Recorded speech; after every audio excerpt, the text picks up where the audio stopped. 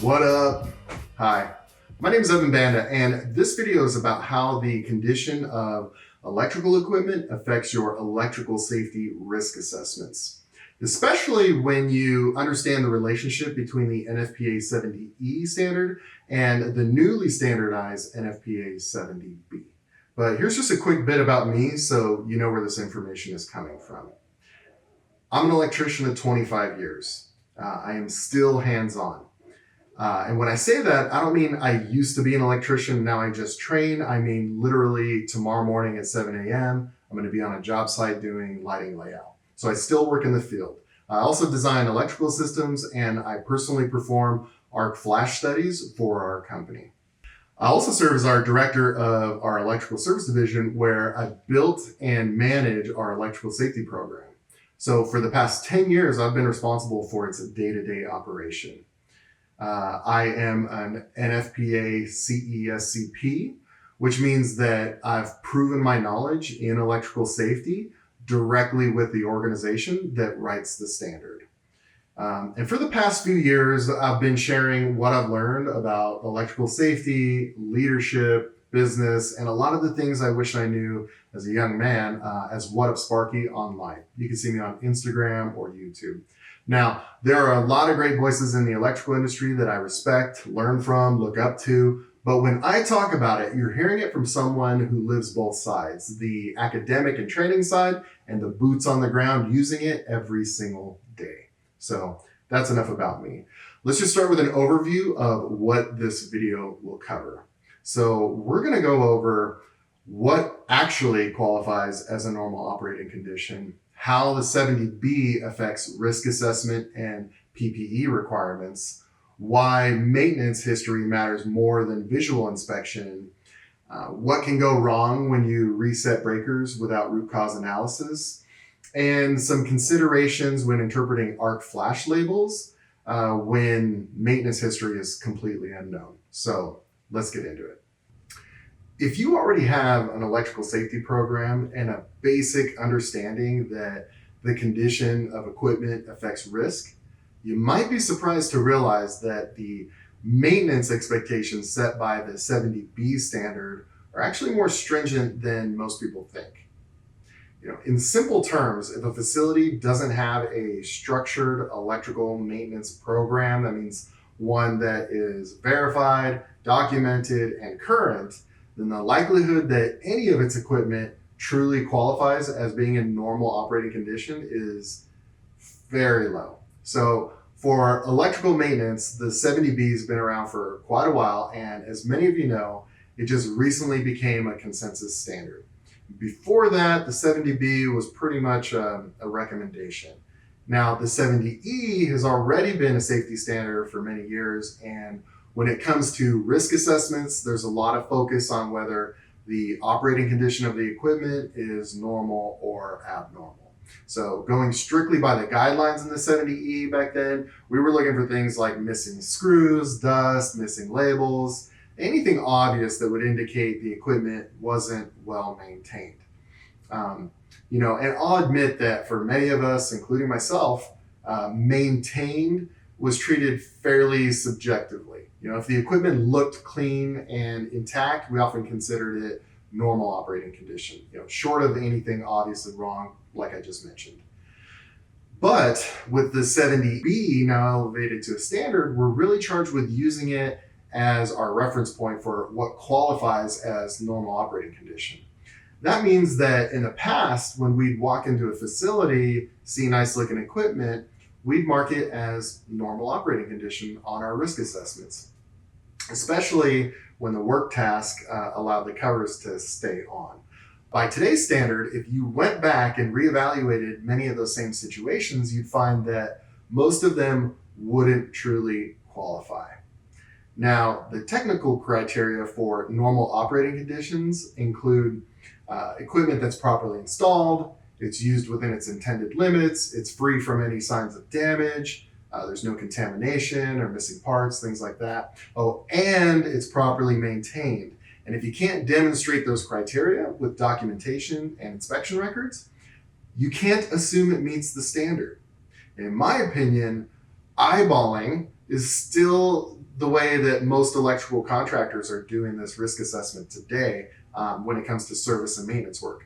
Unless you're the one doing the EMP or have a strong relationship with the client and you've seen evidence of their documented electrical maintenance program, you should assume that none of the equipment in that facility is in normal operating condition. And that means that when you start evaluating the work task, the risk, and the PPE that's required, you're almost always going to be triggered to don protective equipment.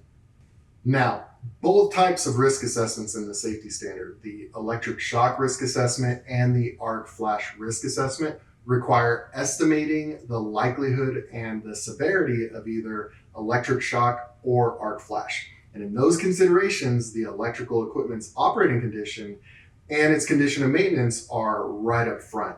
This is then cross-checked with the arc flash risk assessment using the tables in the safety standard that lay out the types of work tasks and whether the likelihood of occurrence is higher or lower, depending on whether the condition is normal or abnormal. And there's a short list of activities where whether the condition is normal or abnormal, the likelihood is still going to be considered low or no.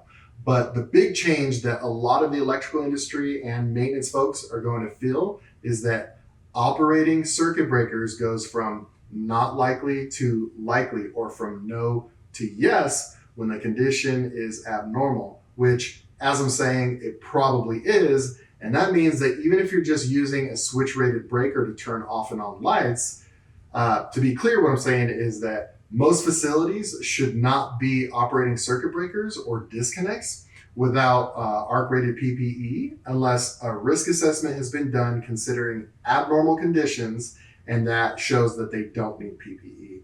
Honestly, I don't think that most of us in the maintenance field have been handling this as well as we should.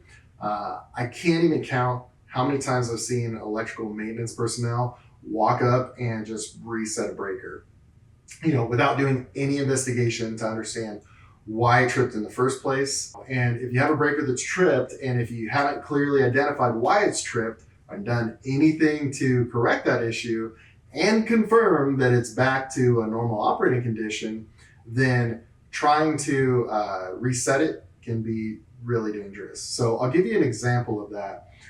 Unfortunately, it happened at a facility that I'm familiar with, so I'm going to keep the details pretty general here to protect everyone involved. But this facility, they have like a really large maintenance staff, and they had a main breaker. It at least was a large feeder, but I think it was a main breaker, and it was rated at 1200 amps. And it tripped unexpectedly. The maintenance worker, he went over and he just reset it, without confirming any cause or performing any tests. He didn't even know why it tripped. No one knows why he did what he did, but he just reclosed that breaker trying to get power on. And when he did, it exploded. And he ended up in the hospital with burns, and he survived, but the injuries were serious enough that he's probably never going to go back to work in that capacity, and if at all. And now the facility is responsible for supporting his recovery, as they should be. But the thing is this thing was entirely preventable. There are really two big lessons here. The first is that you should never be resetting a breaker without determining the cause of the trip, correcting it, making sure you're doing the right tests, and that you've resolved the issue before even considering resetting that breaker. And even then, the first time you reclose that breaker after correcting the problem, per the safety standard, you have to treat that action as energized work, and with an increased likelihood that something will happen, meaning PPE is more than likely going to be required. And the second part is that the condition of maintenance, in this case, that even if that breaker had been tested, there was really no records of maintenance. We know that it actually never was tested. They might have replaced the breaker or cleaned some stuff up, but there was no documentation and no proper maintenance program. So when you put those two things together, the lack of discipline around resetting breakers and no real condition of maintenance, you end up exactly where these standards are trying to protect people from going. If either one of those things had been handled correctly, that worker probably would have avoided his serious injury.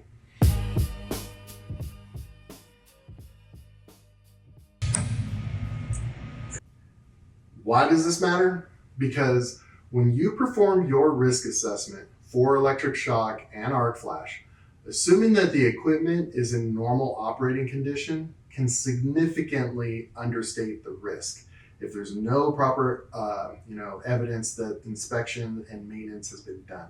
So here's where this becomes real for electrical contractors. Look, most of us spend our careers walking into facilities that we didn't build and that we don't maintain. And even when we've offered to help establish an electrical maintenance program, it's common to find that the managers and the owners don't really understand what the 70B is or does, therefore they have no idea on how to comply with it. There are exceptions to that though. In my experience, you're more likely to see robust maintenance practices in manufacturing facilities that produce components for major brands. For example, if a company makes, plastic parts for an automaker like Toyota or Ford, their contracts will often require that they have inspections, infrared, documented maintenance of some sort, because Toyota or Ford's clients demand, deadlines to be met. So for the majority of the buildings out there, especially warehouses, distribution centers, smaller mid-sized factories, it's still pretty rare to find a comprehensive electrical maintenance program. I think I'd be generous if I said that, 50% of them had up-to-date documented electrical maintenance records.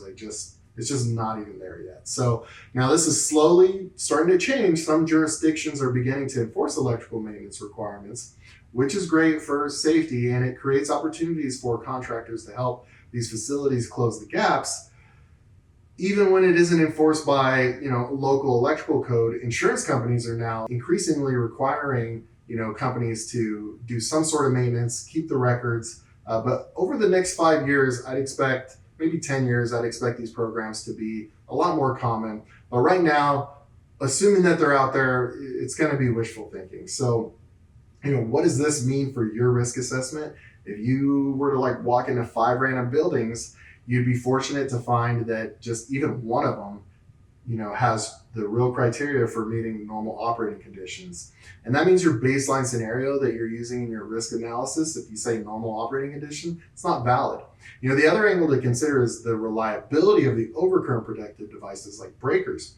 When maintenance isn't performed, the clearing times of those breakers can drift from their design. This is critical because when the arc flash labels on the equipment are calculated, it's based on the assumption that that protective device will operate as it's intended. If the breakers, haven't been maintained or tested, they may trip faster or slower than expected. And in many cases, I've seen them trip faster because of internal wear and stuff, but it's just as common for them to fail, past the trip time. And when breakers take longer to clear, the incident energy can exceed what's printed on the label. And that's why relying on the label alone without verifying that the equipment is actually maintained can create a false sense of security, even if the label is only a couple years old. If there's no supporting maintenance documentation, the accuracy of the label is default questionable. From a practical standpoint, this is also why I recommend building in a safety margin or headroom in your arc flash PPE rating. For example, if a label shows an incident energy of 30 calories, consider wearing a suit of 40 or even 60 calories. It gives you extra protection in case the breaker doesn't perform as expected. And I know some people don't agree with this method because it forces you to wear more PPE or comes at a greater cost to the contractor. But the reality is we're talking about human beings here and their safety. And, we're being real about the conditions of maintenance and the reliability of how quickly those breakers will operate. So my metric for making these types of decisions is to imagine one of my children as an adult working in that scenario and applying these rules to them. And what would I be comfortable with? And if they were trained electricians, I would not mind them erring on the side of caution, full stop. So to sum this up, the 70B standard establishes clear expectations for inspection and maintenance. And without evidence that these activities are being performed, you can't assume the equipment qualifies as normal operating condition. That affects your risk assessment and the PPE you choose. And it means the arc flash label might not be reliable if the clearing times have drifted. So if you're assessing equipment and it lacks maintenance records, you might want to treat it with a higher risk, change your measures accordingly, consider using PPE with a built-in headroom. So I hope this perspective was helpful. If you have any questions or thoughts about this topic, please share them below, and